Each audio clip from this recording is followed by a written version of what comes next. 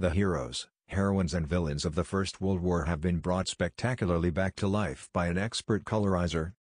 Among the striking pictures from the cataclysmic war is a fascinating shot capturing the moment German and British troops put down their weapons for the famous Christmas truce of 1914. There is also a beautifully colored photograph of two women shoveling coal in a sugar factory in Scotland as warm light shines through stained glass windows in the background. Other incredible images show the Great War from the Austrian perspective, including a frostbitten lieutenant feels shortly after landing from a flight and Archduke Franz Ferdinand of Austria, whose assassination kick-started the conflict. The black and white snaps were painstakingly restored and colorized by photographer Mario Unger, 53, from Rotenstrom in Austria. I choose the images of war, because war doesn't look as terrible in black and white as it does in color, he explained. Among the striking pictures from the cataclysmic war is a fascinating shot capturing the moment German and British troops put down their weapons for the famous Christmas truce of 1914. Pictured above are soldiers from the 5th London Rifle Brigade standing alongside German Saxon regimental fighters in the Belgian village of Ploegsteert. The truce began spontaneously in the week leading up to Christmas Day, with British, French and German troops crossing no man's land to exchange season's greetings. There were also burial ceremonies and prisoner swaps. There are even records of Christmas carols being sung and, of course, football games. But not every soldier on the front experienced the peaceful moment. In some places, the fighting went on as before. A beautifully colored photograph of two women shoveling coal in a sugar factory in Scotland as a warm light shines through stained glass windows in the background. The workers are feeding charcoal kilns to purify sugar at the Glebe Sugar Refinery Company in Greenock. During the war, when most able-bodied men were out fighting in the trenches, women were asked to take up their old jobs' factories. By the end of the war, some 80,000 had enlisted to help.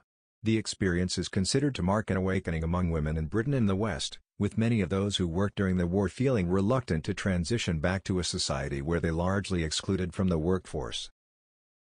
The black and white snaps were painstakingly restored and colorized by photographer Mario Unger, 53, from Rotenstrom in Austria. I choose the images of war, because war doesn't look as terrible in black and white as it does in color, he explained. Pictured, an Austrian M99 7 cm mountain gun being fired from the Ortler, the highest mountain in the Eastern Alps. At 12,812 feet, the photograph, taken in 1917, is believed to be the war's loftiest snap. Austrian and Italian soldiers fought over the mountain during the Great War as part of a regional conflict immortalized by Ernest Hemingway's 1929 novel A Farewell to Arms. This fascinating picture shows an American soldier displaying his trophies, including a German Iron Cross, pointed helmet and a pistol in 1918.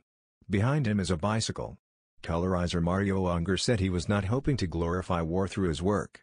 He explained, I have restored and colorized hundreds of old photographs, war images are just a small part of them.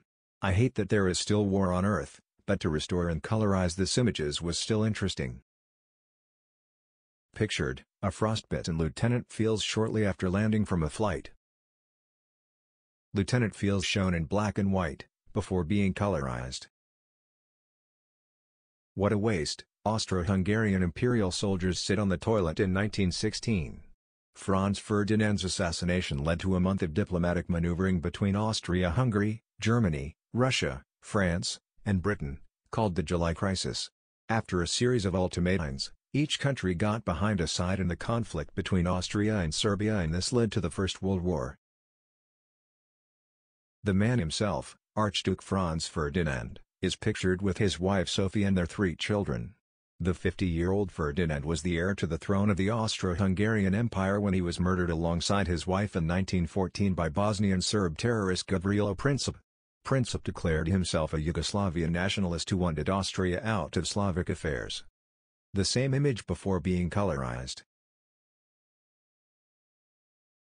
Between 1915 and 1918, the Italians and Austro-Hungarians fought a bitter mountain war along their border in the Alps. The Italians, who were fighting with the Triple Entente, were aided by the British, French, Americans, Czechs and Romanians, while the Austro-Hungarians were aided by their German allies.